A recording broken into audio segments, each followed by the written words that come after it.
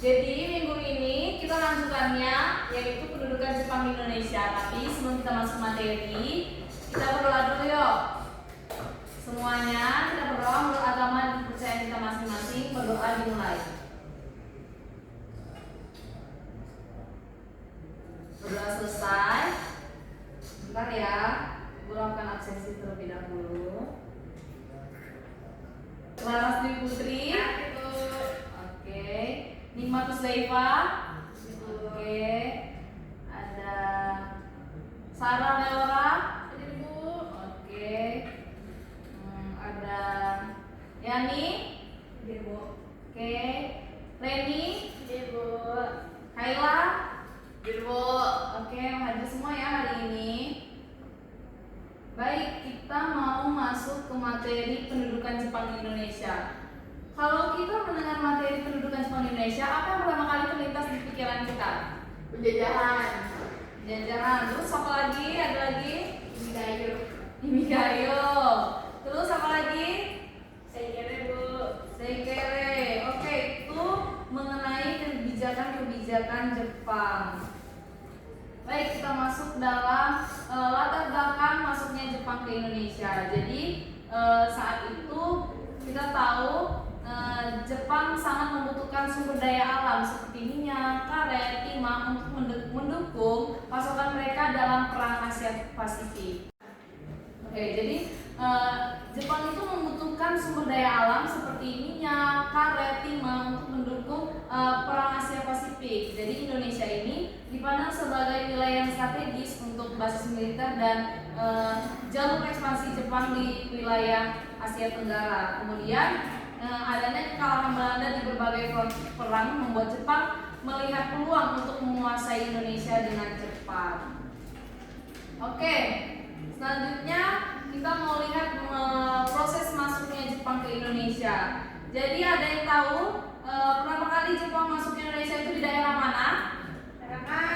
Tarakan itu di mana? Kalimantan Timur. Iya, jadi Jepang pertama kali tiba di Indonesia itu di Tarakan, Kalimantan Timur tanggal 11 Januari 1942. Kemudian Jepang berhasil menguasai kota Balikpapan, Pontianak, Samarinda, Banjarmasin.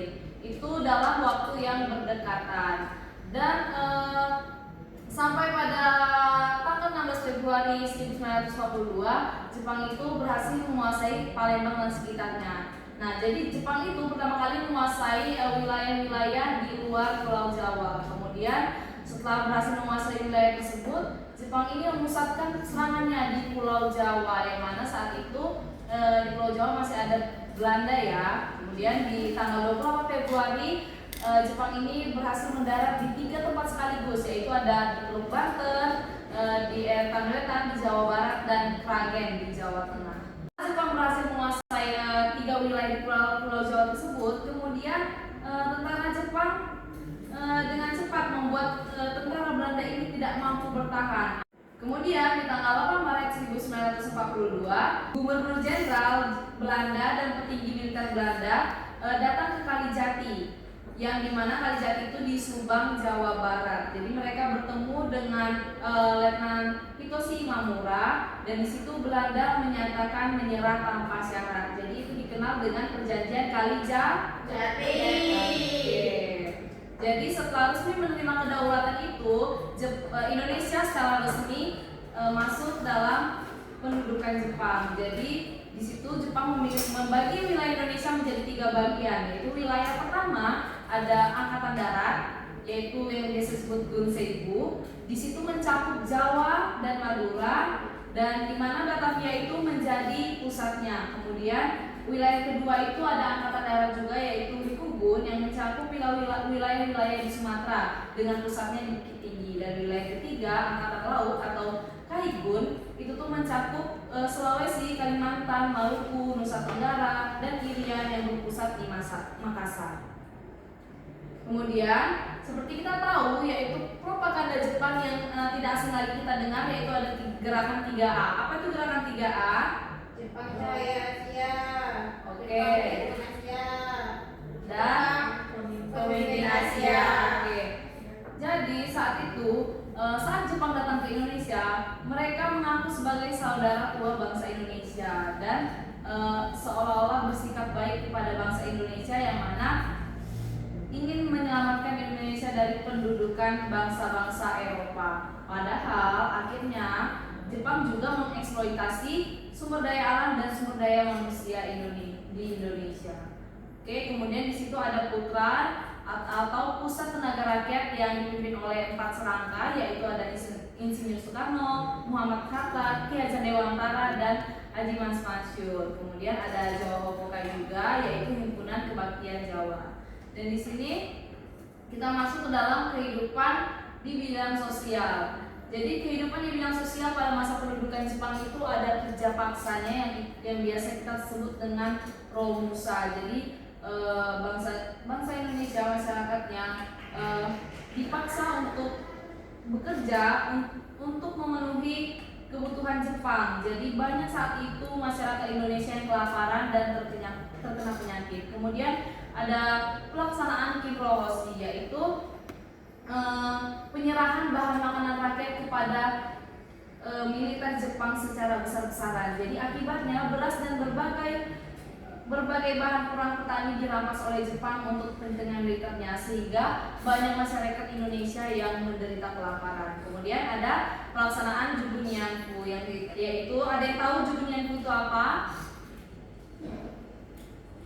Oke, jadi Jugunianfu itu yaitu para tentara Jepang mempekerjakan para gadis dan perempuan sebagai penghibur atau pemuas nafsu untuk militer Jepang, dan itu secara paksa. Kemudian ada kehidupan di bidang ekonomi. Ekonomi pada saat itu diarahkan untuk kepentingan perang Jepang. Jadi potensi sumber daya alam dan bahan mentah itu seluruhnya disita oleh Jepang untuk kepentingan perang Jepang. Jadi potensi sumber daya alam dan bahan mentah digunakan untuk industri yang mendukung mesin perang Jepang. Jadi Jepang menyita seluruh perkebunan, pabrik, bank, dan perusahaan penting. Banyak lahan pertanian yang terbengkalai akibat titik berat kebijakan yang difokuskan kepada ekonomi dan industri perang.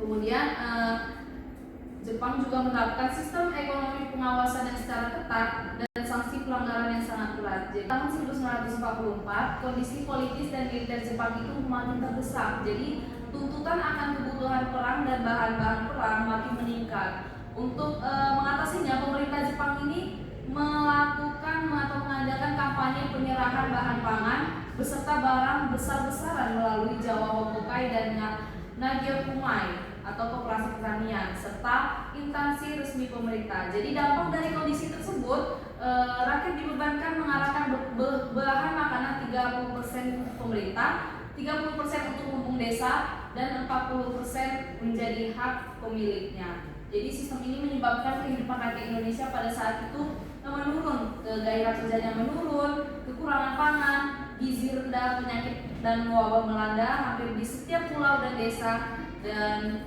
kemudian bangsa Indonesia ini memakan keladi gatal, bekicot, umbi-umbian, batang pohon pisang, batang pohon pepaya, dan lain-lain.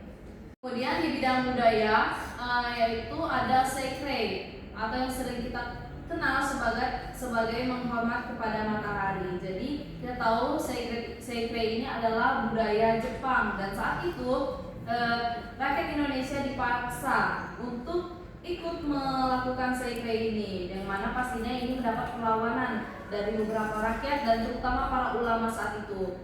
Jadi karena hal ini bertentangan dengan keyakinan dan ajaran agama. Kemudian pemerintah Jepang juga mendirikan pusat kebudayaan yang diberi nama Keinin Bunkei Shidoso. Jadi lembaga ini digunakan untuk Jepang untuk mengawasi dan mengarahkan kegiatan para seniman agar karya-karyanya tidak menyimpang dari kepentingan Jepang. Kemudian ada kehidupan di bidang militer, yaitu ada organisasi militer yaitu Heibo dan Beta. Kemudian ada organisasi semi militer dari Sunsintai, Keibodan, Seinendan, Kunjikai, Seinintai, dan Hizbullah. Jadi itulah organisasi pada militer dan semi militer pada masa pendudukan Jepang. Kemudian yang selanjutnya ada di dalam bidang pendidikan. Jadi sistem belajar 12 tahun yang saat ini kita gunakan itu salah satu warisan dari sistem pendidikan di masa pendudukan Jepang. Jadi saat itu Jepang membuka sekolah umum yang terdiri dari sekolah rakyat selama 6 tahun, sekolah menengah pertama selama 3 tahun, dan sekolah menengah atas selama 3 tahun. Dan Jepang juga mengadakan pelatihan bagi para guru yang pesertanya diambil dari berbagai daerah. Jadi untuk materi pendudukan Jepang di Indonesia ini, saya akan memberikan kalian tugas project yang mana pengerjaannya 2 minggu. Projectnya apa aja? Kalian memilih di antara materi yang saya jelaskan tadi, boleh di bidang kebijakan-kebijakannya ada di bidang tadi kan ada pendidikan, sosial, ekonomi, budaya. Itu bisa kalian pilih dan nantinya materi tersebut kalian kemas secara semenarik mungkin. Jadi bisa kalian buat flipbook, ada mind mapping, terus ada scrapbook. Kemudian yang mau presentasi juga bisa, tapi kalau bisa juga disediakan PPT-nya secara semenarik mungkin. Ada yang mau menulis makalah juga boleh. Jadi dalam 2 minggu tersebut kalian boleh memilih dari yang saya sebutkan tadi, dan nanti di 2 minggu berikutnya kita akan menunjukkan hasil kerjanya masing-masing. Jadi itu boleh bersifat digital. Kalau saya anjurkan digital semuanya dari flipbook tadi, mind mapping-nya. Jadi nanti bisa kita tampilkan di proyektor seperti ini. Baik, ada yang ditanyakan untuk materinya dan tugasnya? Tidak ada. Jadi sebelum kita akhiri pembelajaran kali ini, kita tutup dengan doa. Kita berdoa menurut agama percaya masing-masing. Kita berdoa.